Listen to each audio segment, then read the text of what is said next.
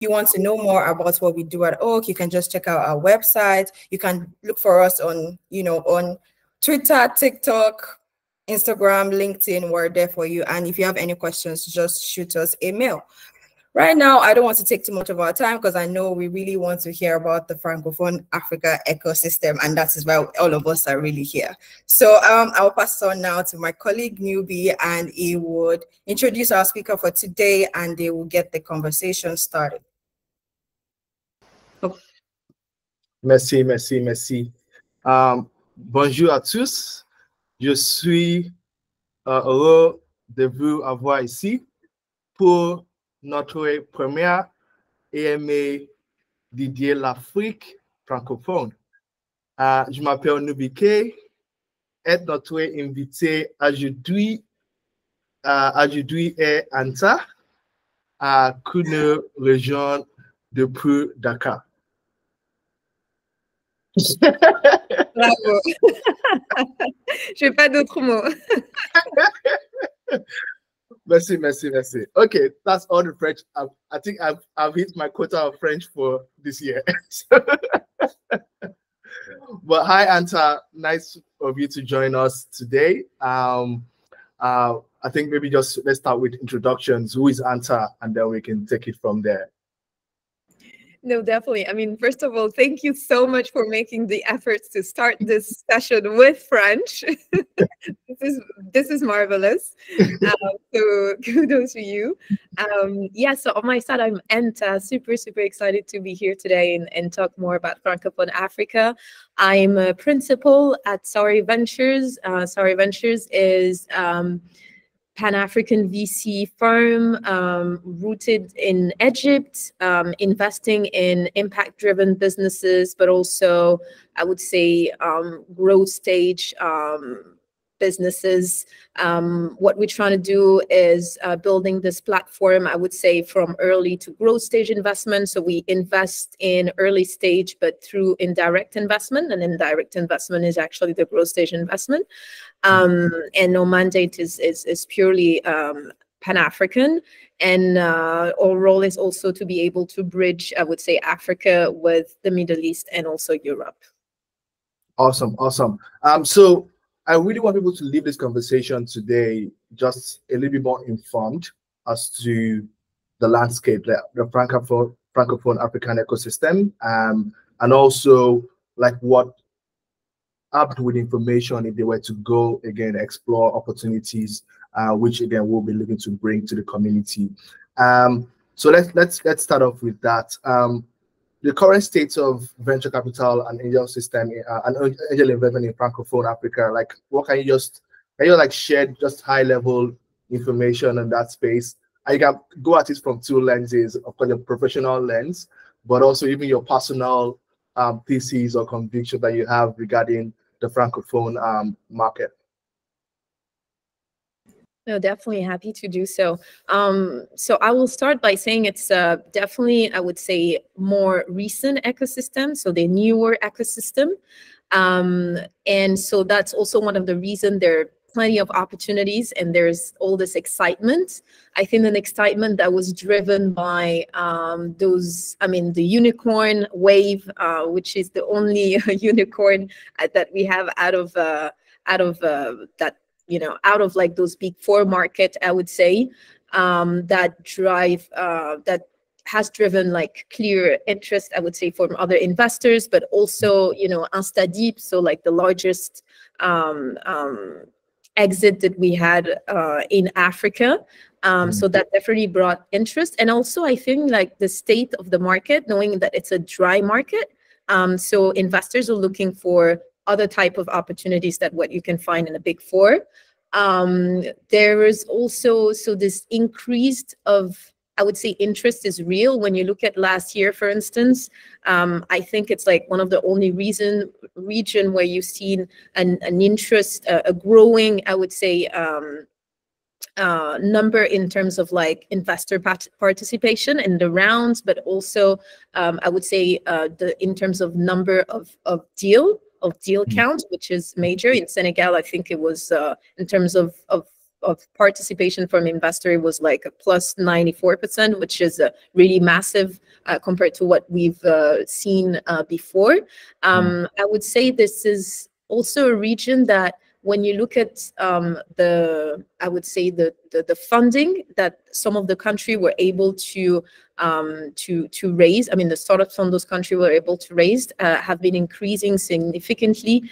So I think last year, out of the top 10 countries that managed to raise fund, the startups where the country managed to raise fund, 6 were from Francophone Africa, and I think outside of the big 4 also, you had like 70% that was raised by a country in Francophone Africa. So that's really massive.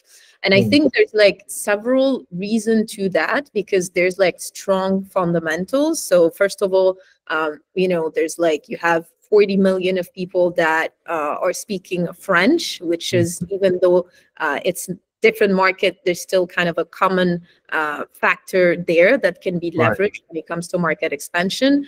You have also in some of the areas, not all, but very integrated economic, I would say, space. So, you know, like the Western African the Western African economic and monetary region, for instance, where you have common currency, where you have common regulation, which is very strong. You have some of the also fastest economies. From the macro perspective, it's actually very, very interesting for VC.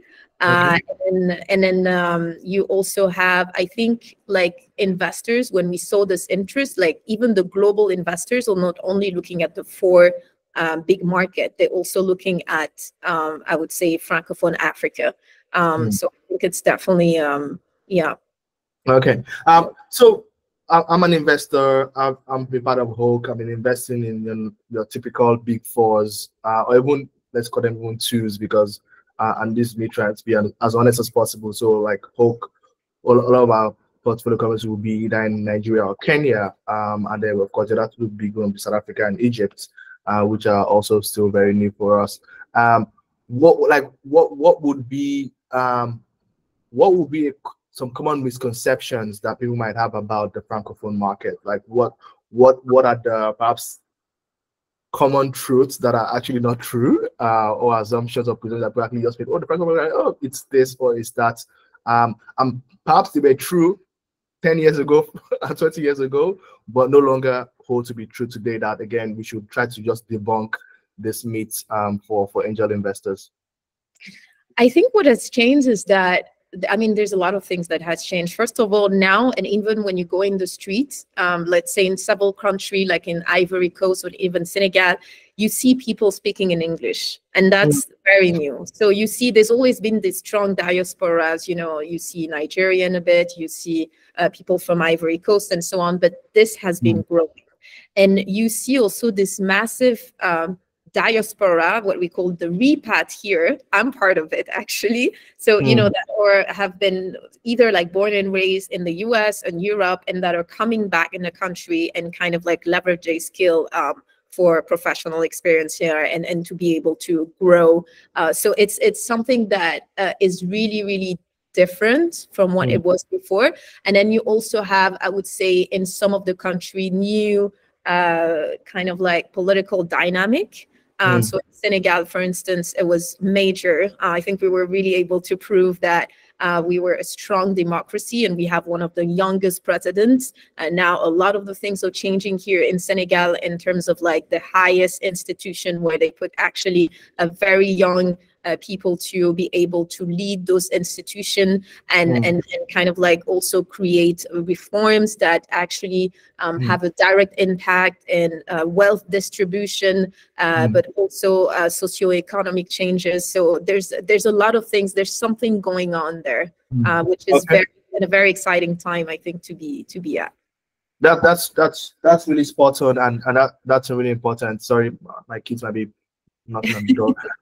But that's important, because again, as investors, you're thinking about, again, just an enabling environment for, again, if I were to back a startup in that space, what is the political climate, what is the infrastructure, state of infrastructure, what is the buying power of consumers in that market as well, because if I want to have all the dreams in the world, but if there's no purchasing power, if there's no economic activity, if there are no reforms to, again, enabling startups and innovation to thrive, then those could be really headwinds.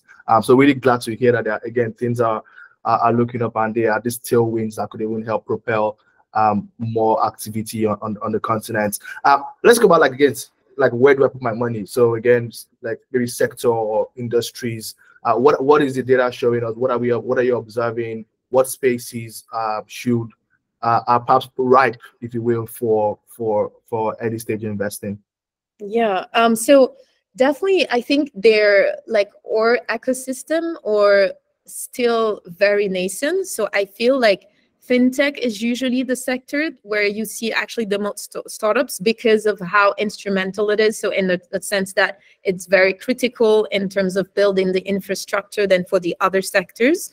And definitely I feel at a, down cycle, I would say, like investors also tends to go to kind of like proven track record model that can generate cash very, very fast. So that's definitely like we still see, the majority of fintech here. But then you've been also like seeing a growing number of companies and opportunities in the clean tech and mobility space. Because, definitely there's like, pressing, I would say, challenges that are brought by global warming, but also you see an increase like amount of capital because you see more and more kind of like vertical focus fund on climate, and also there's like the increasing interest from the DFIs which fund like 80% of the VC fund here in Africa. So there's definitely, we see more and more startups in this space and opportunities. Okay. And then you also still have, I would say, the logistics and an e-commerce space that is still very present, but though I would say there's been a little bit of a slowdown as there's like a couple of business models that were putting into question, and more specifically like the B2B, marketplace with heavy operation, because some of them, the viability of the model were putting in question, and then some of them received funding more for, I would say, survival rather than for growth. So that's also what we've seen here. Okay. So yeah, typical corporate fintech. I like the mobility and clean tech space. Opportunity as well, and then of course with the logistics. So yeah, good to hear that. That said as well, like we easily see that, I won't say fallacy, but we can easily group all French-speaking countries as Francophone markets. Go after Francophone might mean go into all French markets. But that doesn't hold for Anglophone markets. Nobody ever advises anybody to go to all the Anglophone markets. So can you perhaps help, perhaps again, if one was to actually again think about Francophone expansion, at any particular market that are perhaps better suited to actually go in first and then plant your flag here and then go outwards? Like what will be the Francophone landing spot and why? Or is there any credibility to actually going after multiple Francophone markets at the same time as well as a block? Yeah, it's a good question, but I think it's very difficult to answer because it really depends on the space, the industry you're at, what you're trying to build. I would say that, for instance, fintech could have a tendency to, let's say, start in Senegal because you have like major financial institution, and then it's part of the integrated economic zone, and then so it's easier as there's like one, like the central bank, so you're like it's the same regulation mainly. Even though, for the specific, you also have each country has also specific regulation. But what I'm saying, and it's pretty much harmonized, and then so it's easier for fintech that to go directly to Ivory Coast, to Benin, to Togo, and so on. Okay, is that really so? I want to pick up what you just said there, because that's something I've heard people say. Fintech say, "Oh, the Francophone countries is one central bank, it's one currency, it's one regulation. You go into one, you're in all." Is that really true? Because you just said there that there are nuances in different markets as you go along. So, like, again, what's that again? What that expectation was the reality? How does one really go market to market within the Francophone bloc? No, it's an excellent question. So again, it depends on which space you are, but let's say it's something that will If you're in fintech, it will be easier in terms of like the license that you need to know. There's two big licenses. So depending on what you're doing, a PSP or like an émetteur de monnaie, I don't know how you say that when in payment. So it's definitely easier. But for sure, the way you're gonna approach the market and like your go-to-market strategy, and even like the way you're gonna, I would say, tweak your product is gonna be very different, because there's different, you know, culture, socioeconomic aspect that you actually mentioned earlier. So you need to be very, very precise and very strategic in the way you build your product and go with your go-to-market. Okay. So we talk about, like, again, governments or infrastructure, if you want to, or policies. Let's put it in the one bucket. We talk about consumers or purchasing power and all. How about talent? So in that, again, because to build a successful venture, you need talent. You need to attract talent. You need to actually get people on board this vision and have you scale and build what you need to build. How is the talent pool in Francophone markets? How is that coming about? Where can you say it's okay, it's all there? Do we need to see perhaps some implants, if you will, so people from other perhaps some much of the ecosystems come in and perhaps not put you on the spot as an investor? Like, is there a bias when you're thinking about, okay, yes, a foreign, and when I say foreign, I mean a fellow other African building in the Francophone market versus a local building in that market as well? I know it's a lot of questions I've put together there, but we can bring it to like talent maturity in the ecosystem, and then perhaps biases between implants and homegrown founders. That's a very good question. I think in terms of the talent, I mean, definitely this is one of the key challenges that we have specifically specific to the region. In Senegal, for instance, there have been massive, I would say, investment in education since the 60s.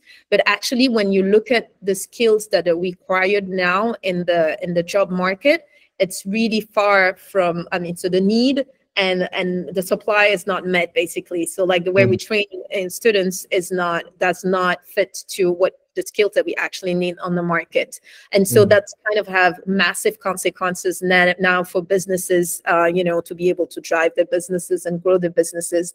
And so I think that you have, so Senegal is an example, but you also have a country like Tunisia, where they are having like a massive, every year they train a massive number of engineer, and you see it actually, like I was recently talking with a Tunisian startups, but the type of startups then that you see in the market is completely different. It's going to be much more tech driven in Tunisia sometimes. And so there's definitely a huge problem. But what I was saying is that it changed a little bit, because we have those repats that are coming back and that are changing. And now I see also that the fact that Francophone Africa has, I would say, a more open images. Now we see more and more people from Anglophone Africa that are coming and that are saying more. So at the industry level, it was already there, because Senegal has always been a hub with, you know, I was mentioning lots of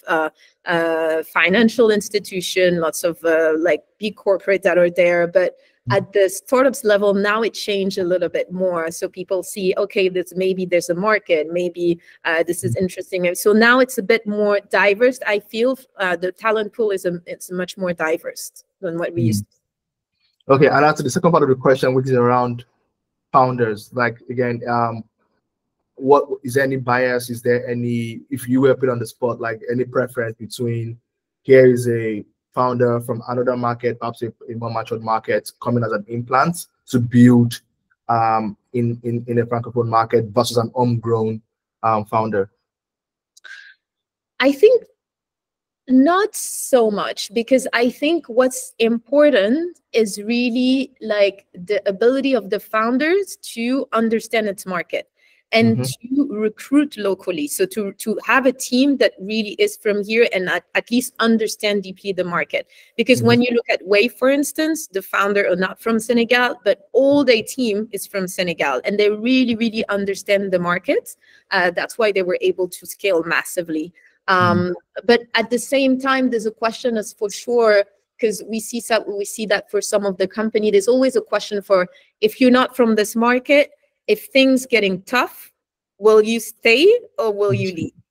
So are you a tourist founder, or are you committed? Exactly. So you're gonna stay when the tougher, like things are getting tougher, or not? So for sure, it's like, it's a question, but like we don't want to, like, we don't have bias regarding that, but we just like want to make sure the founders understand its market, and then it's surrounded with a team, a local team, and a team that understands the same. Yeah, and I will tell you this. I'll be vulnerable here as to like why I asked that question. I see a lot of founders in perhaps Nigeria, Kenya, who are just like, if you applying half of this effort in a market like a Francophone market, perhaps you will make more headway for different reasons, being, again, like I said, the tailwinds around, again, reforms and compliance, and these are just much more straightforward and there, and less competition as well. So it's more like blue ocean.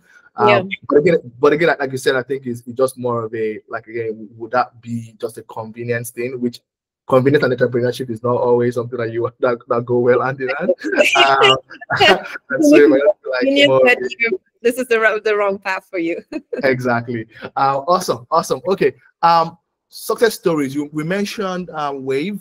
We mentioned but I was reading the H1 report by the big deal around like us funding in the space in H1, and we saw debt is on the rise. I think $1 in every $3 that was deployed in H1 was actually debt, not equity. So we see that there, and then even I think there was a startup in Benin, if I remember correctly, who raised $50 million in debt, pure debt, no equity.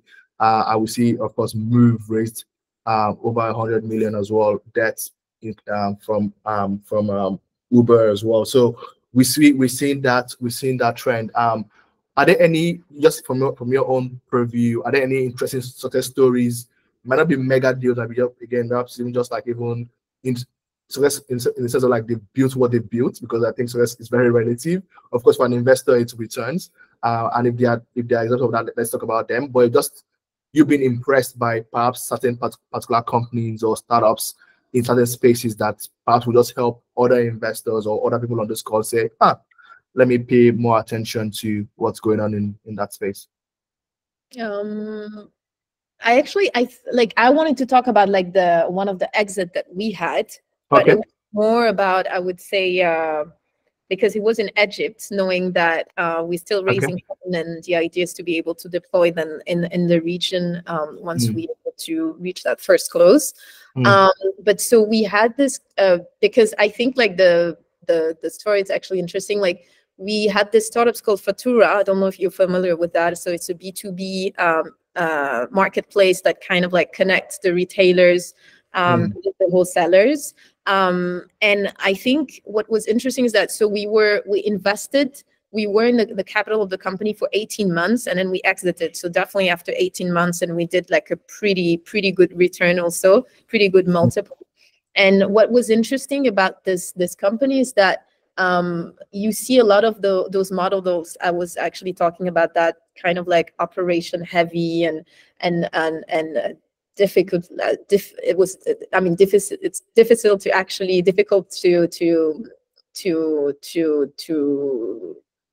to scale. So this was kind of a very asset light, I would say, platform. They were able to really kind of like I would say acquire customer, but really at a low CAC, I would say, and scale very fast. I think like in most of the 23 region in Egypt, they were able to do that in less than 2 years, which was actually phenomenal. And the team of the founder also were super complementary, very much driven. And then they were able to kind of develop an embedded finance product out of the behavioral purchasing behavioral data that they were developing, and then actually they were brought up by a financial institution because of this, more specifically because of this tech and because of this data that they were able to gather. And so looking at a lot of the model that we see in this space, where they like the capital efficiency is very, very low. I mean, I think it was interesting to see that you have different alternative of what other model that you can see out there. So I was on the website there, and I think a few businesses in Nigeria come to mind. Similar business model, but it's even more impressive to see that there was an exit on the back of this. So perhaps even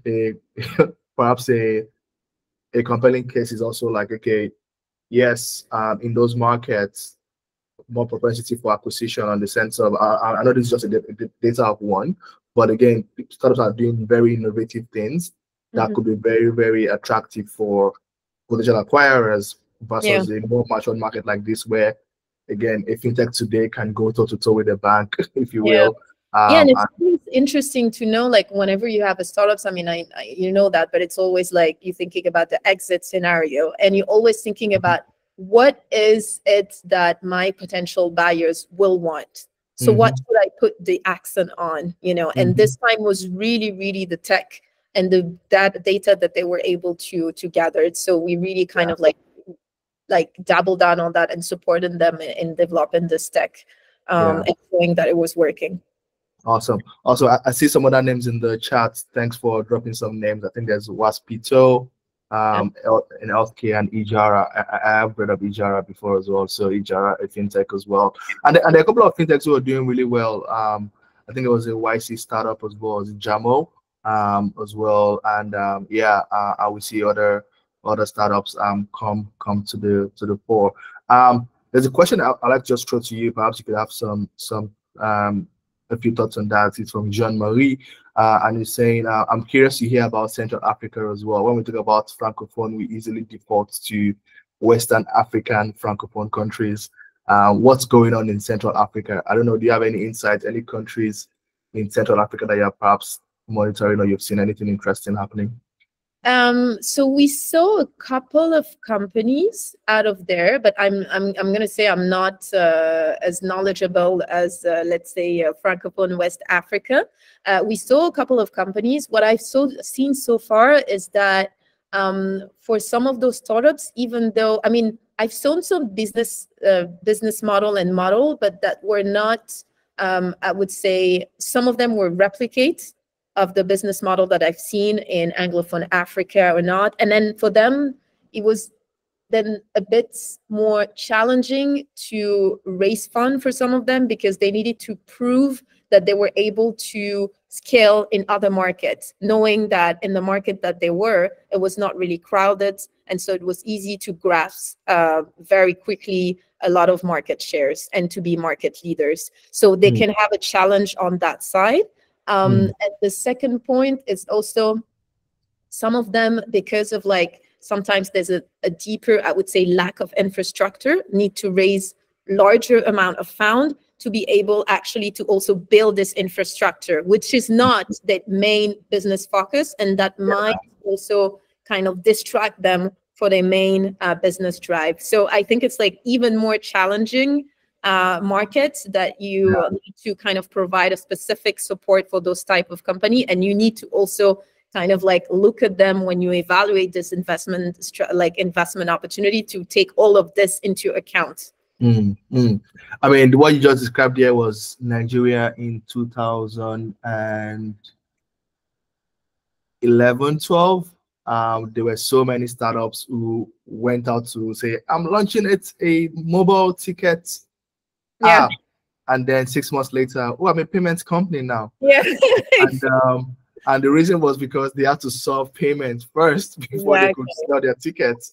And so they were like, well, I guess when I mobile, and so many people actually became payments companies because of that lack of payments infrastructure. They were just at the top layer and not the first layer that we actually. Exactly. So I think it's about like, again, thinking about, okay, if I'm to back this startup, how much of building or pre-build is required for them to actually build what, and if it's going to be like, if that pre-build is a startup in itself, perhaps you might want to be investing in that versus that'll be quite an expensive like venture to sponsor before they get to the actual build of what they're going after. But I think again it presents an opportunity to say, okay, they are missing infrastructure, they are missing layers, and whoever builds that layer, like we see with payments now, many people are riding on that, and that in itself could be a business. Awesome. I think maybe just again, besides, of course, I mean, HoaQ will be here. We'll be happy to share resources. We'll be happy to bring deals from. I think we have like 1 or 2 venture partners from Francophone region. So we are actively looking at what's going on in that space. Even Joe, who could not be on but actually flying to Togo. There's some activities. There's some government initiatives that are being spun up for startups in the region. He's actually flying to Togo for that. He's also from Francophone Africa. So again, we are definitely like looking at that. I think one joke I always make with Joy was like, we coming together, like me and him coming together to start HoaQ is quite it's quite interesting because again, we have one person at Outlook, one person Francophone, so we have no excuse of not leveraging that. So but beyond HoaQ, I wonder, are there any recommendations as to like if someone was to actually just get a better pulse on what's going on in Francophone Africa? Are there any particular publications or people, Twitter handles, LinkedIn profile they should be looking at, or even like media platforms you actually just subscribe to or keep on, just again stay on pulse as to like what's going on, like or how do you stay on pulse or what's going on that people could I literally just like, read the regular newsletters. So the big deal, I know Steers is doing something. Steers is like more actually on the big 4. But then you have, I know that Afri Digest is also something that I follow. And then there's a couple of people also that I follow, but I think mainly is about being here and having those conversations with the key actors. Because it's true that, it's easy to find information regarding the big 4, what's going on globally.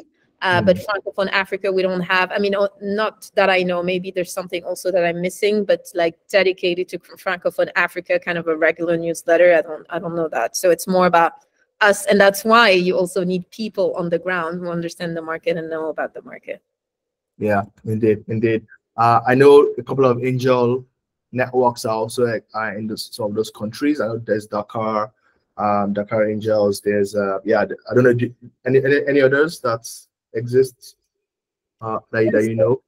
Yeah, the Dakar Network Angel is pretty active, and I know they organize also an event probably here in a couple of months. So it's been very successful last year. And then you have also a couple of Angel here. I know that some friends actually launched a group of Angel, but then that's the main group that I know. But then it's like Angel here and there, I would say. From you see more and more actually now. People from industries that are looking to invest in startups because they still, maybe want to diversify their investments towards real estate, notably. But yeah, Dakar Network Angel, I think, is the main group that I know here. Yeah. And I guess just from a narrative of Africa being a country, we've seen a trend where some startups in the big 4 are going about expansion through acquisition. So they, with the likes of Trips, I think TechAbout recently reported that RiseVest was also like a HoaQ portfolio company, might be acquiring ISA out of Kenya as well. So we see that, like, again, I think Trips went into like 3-4 markets through acquisition. And so I'm curious as well, like, is that something you're going to see more of, where people might build in those Francophone markets and just be primed for, again, other perhaps startups from the big four to come acquire as an expansion play? That's something that you can, I don't know if you're a betting person, is that something that you think we'll see more of, such that, again, is, I think, strategic for people to back those startups, again, in those Francophone markets, in that, okay, you could be acquired either by a larger player in your market, perhaps a bank or something, or someone's coming from another market into this market as part of the expansion strategy. No, that's a very, very good point, because we've seen several startups in the e-commerce space that actually try to expand to Francophone Africa and couldn't and failed. So now there's definitely a lot of opportunities for that. And more specifically, because I think it's the kind of exit scenario that is the most prominent in VC globally, but also in Africa more specifically. But the only thing with that is that we still need to be able to build solid enough companies to then be good targets for the acquisition for those Anglophone, companies coming from the Anglophone markets. Because I think what's challenging in the market, even though we have an increased interest from investors, and there's more and more countries like Senegal and Morocco that are able to raise funds, the problem is that we lack an early stage playbook. What YC was able to do, what Nigeria was able to do. And then this problem is that, so we have, for instance, in Senegal, we have a lot of incubators, but we don't have one accelerator program. And so we need really kind of like structure that are able to help the startups find a product market fit, scale, help them when it comes to go and find customers, help them in their monetization strategy and their go-to-market. All of that, we're missing that. So even for us investors, there's a lot of the time the deal flow is not renewed. So the startups that we saw pitch 6 months ago are still pitching, because if they're not able to grow and scale and find a right way to do so, then it's going to be a bit challenging. Okay, we'll take some more questions from the chat. And please, if anybody has questions, you can also add them to the chat as well, and we'll take them from there. There's a question where it says, what for you, what are the top 5 Francophone African countries to invest in? So I guess this is, again, putting you on the spot. If you like list your 5 favorite babies out of the Francophone League of Nations. I mean, actually, if I look at the data from last year's, so when you look at the countries that were the 10 most funding countries, I mean, in terms of like startups, you had 5 of them were Francophone. So you had Senegal, Morocco, Rwanda. I think there is also, I'm missing some of them. I think DRC, because there was like a major, DRC, because there was like a major deal that arrived, and then you had also Tunisia. Okay. So well, you have your 5 countries. So go follow the money, pretty much. All right. And is there any like how do people invest in the? So I think in West Africa, or like we see a lot of safes. Like I said, there's been an increase in debt as well. In recent times. But is that the same trend we're seeing as well in Francophone markets, where people are raising their early funds through SAFE or Yeah, I mean, definitely. I mean, it would just depend on the stage. So if you're in early stage, for sure, you got to have more SAFE. And as it's a nascent ecosystem, most of the deal right now are SAFE. You have a couple of growth stage. Most of the deals, sorry, are early stage. So you have a lot of SAFE. And then you have a couple of growth stage deal, but then it's like equity round, and then for sure it's different. So definitely this is the trend that you see. And then the second part of the question, sorry, I forgot. No, I think that was it. It was just more like, are we seeing? I guess maybe a follow on to that is that common? Is that like just an accepted way, or is there any?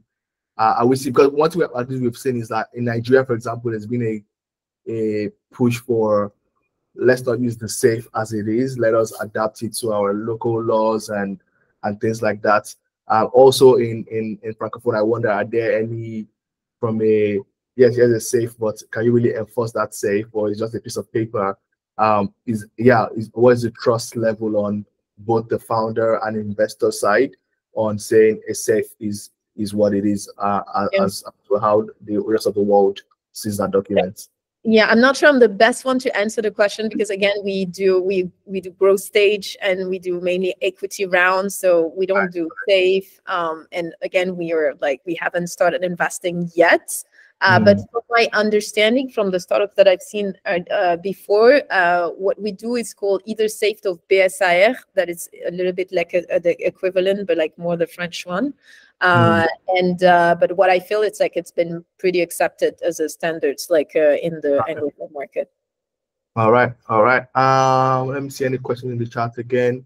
Well, there's a question about can you talk about any of your angel deals? Anta just mentioned you do growth funding. I've asked internally for us to check which deals we've done on the HoaQ side, but I think, like I said at the start of the call, we've mostly been I would say biased, but we've mostly been investing in Anglophone, so like the big fours or even big twos, if you want to call it big two, Nigeria and Kenya. But we are actively thinking about how we can actually do more Francophone deals. We have done some deals in France, so African founders in France. But yeah, I want to do more on the continent as well. We think it's definitely an interesting space to look at as well. So yeah, but yeah, if I have any other names, I'll be sure to share those with you as well. So Anta, let's play a game of looking into the silver the crystal ball. So it's 10 years time. We're sitting around a table, maybe in Côte d'Ivoire or in Dakar, and we are reflecting on how far things have come in the Francophone ecosystem. Just paints me a picture as to like what's happening, or what we would like to see happen. What I'd like to see happen is definitely not more specifically unicorn, but at least large scale up that would be able to be market leaders and be able to be champion, not only, I would say, in one particular market, but in the whole region, to show how, I would say, solid the ecosystem is. I would like to see also some of the several exits, more kind of acquisition and more specifically, let's say corporate from Egypt or North Africa, because what we're trying to build is really a platform to, I would say, facilitate cross-border expansion with the founders, but also open up exit opportunities, both for founders in Francophone Africa, but also for Egyptian companies, for instance. So that's something like I think would be nice to be able to bridge the gap between those two regions. And yeah, I want to see more repats coming in. I want to see also a more definitely a larger funding, Francophone Africa being more kind of larger amount of fundraised by startups. Definitely more balanced also, I would say, more balanced distribution when it comes to sectors. So not just fintech, that we have also maybe scale up in health tech that we need so badly, in ed tech, and still a growing economy, and still have political leaders that listen to young people and help them be employed and thrive. Yeah, I think when you mentioned health tech, there a startup that comes to mind is LaRouche. The founder is part of the HoaQ members. Yeah, so it's really, definitely spot on that. Yes to the exits, yes to the repart. I think we have a number of people on this call who might be reparts or future reparts. Any thoughts as to how a potential repat might think about, okay, how do I start assessing a path to, like, again, going back, like what might that look like? I don't know if you have any ideas or tips as to a prospective repartner that, okay, maybe there's something here I want to go look at as an operator, as a founder, as an investor. I want to just be on the ground. I want to, like, any tips on how they could actually navigate that. Yeah, I'm actually living it, so I can definitely tell more about it. But definitely, I mean, if I share my experience, I've always knew that I wanted to come back in the continent. I didn't know where exactly. I was just waiting for the right opportunities. And what I was doing is, like, I really did things gradually. So I did a lot of, like, business trips. I mean, on my previous job at BPI France, or the French Public Investment Bank, really helped me better apprehend the market, build a network also in terms of founders and investors. And also, like, literally, you know, there's a part of also, you know, do you see yourself live there? What is the support system that you would get? Would you be comfortable having a poor level of infrastructure? All those questions that you need to kind of think of. And also, I think professionally, it's also finding the right opportunity for you, because for sure the codes are different in terms of salary. I mean, there's a lot of things that are different, but so you need to also be comfortable with all of that. But at the end, if I, you know, weigh the balance, yes, like, you know, cost and return, this definitely, this feeling of being home, it's priceless. So I would recommend it to any person that would ask herself this question and would just try and see, and then after usually you just hooked very, very quickly. Okay, so dip your toes in the waters, see for yourself, express for yourself. I think, yeah, definitely, like, going on short trips, whether it's, I mean, one thing that might be good tips, that look at, like, conferences or, like, events that are happening in such cities. I just travel down there, attend the event. It's a kind of like a way to fast track meeting so many ecosystem stakeholders, from investor, operators, regulators. Just, you meet founders, you just meet everybody. And then you can be, like, even a very friendly ecosystem, I would say, as it's like the ecosystem is what, I mean, in Africa, the tech ecosystem, they average what, 10 years. So it's like, it's super recent, and everybody is very, compared to what you could find in the US sometimes, and in Europe, that is sometimes very competitive. Here, it's like everybody's really working together. So if you're genuine and just say, hey, I want to learn more about that, or hey, could we have a call about that? Usually people are very responsive and happy to share. So I think we need to leverage those opportunities also. Exactly. So it's early days, and you're right, like, the ecosystem is quite nascent, and you can, when you meet people, you start, after a while, you start seeing the same faces all over and over again. And so get in there, dip your toes in the waters, go for a business trip. I think one thing that also might be good is just, again, have a quick tour of, like, some startups as well. I think just going to visit startups in their spaces, learning what they're doing, meeting their team could also be very invigorating. And I think Gerald Black did something similar when he had this tour of Benin, and he went to a few startups, went to some few spaces as well, and he has a documentary that I would recommend people just go checking out. So yeah, just get to learn, get to see what's possible, and you just never know, you might find an opportunity that clicks. And yes, there are trade-offs, there are sacrifices, like Anta's mentioned, but I think it's definitely fulfilling and what's worthwhile in the long term. Back to the questions around some portfolio companies that are from Francophone Africa. I think Folakemi has been helping with some names there in the chat. So we've got Gobeba, we've got I think it's actually from Kenya actually, but yeah, LaRouche, Cash, and Paychika. So there's a few of those that we've back, and we do plan to see some more. We have just 5 minutes left here. We'll just take this last question from Jose Morai, and then we can close. Francophone is at a very early stage, so is there a need for more capacity building? I think that's how it is. Yes. But I would not say they don't need finance. I think everybody needs finance. So please we want capacity building plus finance. And then the second question is about the influence of the political system compared to Anglophone countries. I don't know if you want to say anything to that answer before we close here. It's a very broad question. So I guess are you positive, or like are you concerned? Like, I guess what's the sentiment? What's the sentiment of the political landscape for the Anglophone markets are you in? I mean, it really depends on each country. So it's very, very broad and different. And there was, like, I would say, political turmoil when it comes to, you know, some of the West African country in Burkina, Mali, and so on. In Senegal, it was, as I mentioned earlier, it was the opposite. It's actually the first president that is not linked to France Afrique. So French Africa, which is very powerful because it doesn't own anything to France.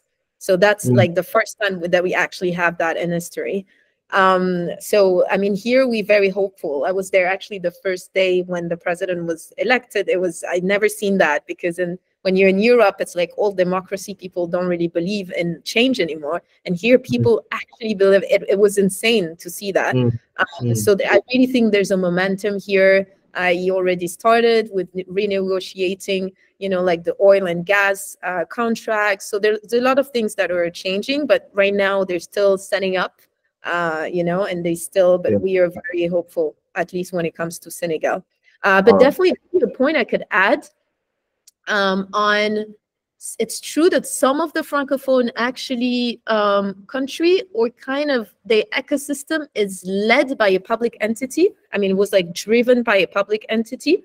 And even though, you know, you always have the separation between the government and the state, and so the institution is supposed to be stable compared to the government that is changing a little bit more often, you still have sometimes a kind of like poor frontier. And sometimes it's true that when you have a change in government, then it can impact the, I would say, lead and the drive that was made by this. So that's why it's always important to have like kind of a balanced system. And I think that's what also we need to have in Senegal, and have also private-led initiative that are able to kind of still bring the support that the ecosystem needs.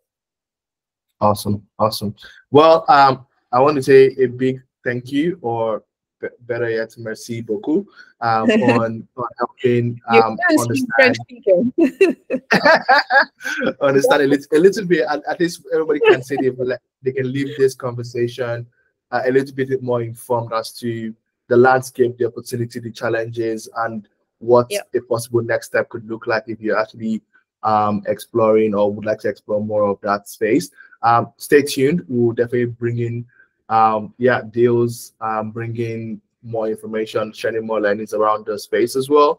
But I want to just say a big thank you, Anta, for taking the time to share with us today. And we want to say a big thank you for everyone for tuning in as well to again join the conversation. Till the same time next month, last Thursdays of every month. A big thank you, and have a good evening or morning or afternoon wherever you are. Over. Merci beaucoup. Au revoir à tous. I feel like I need to jump in now. Over to. We are going to be. Au revoir.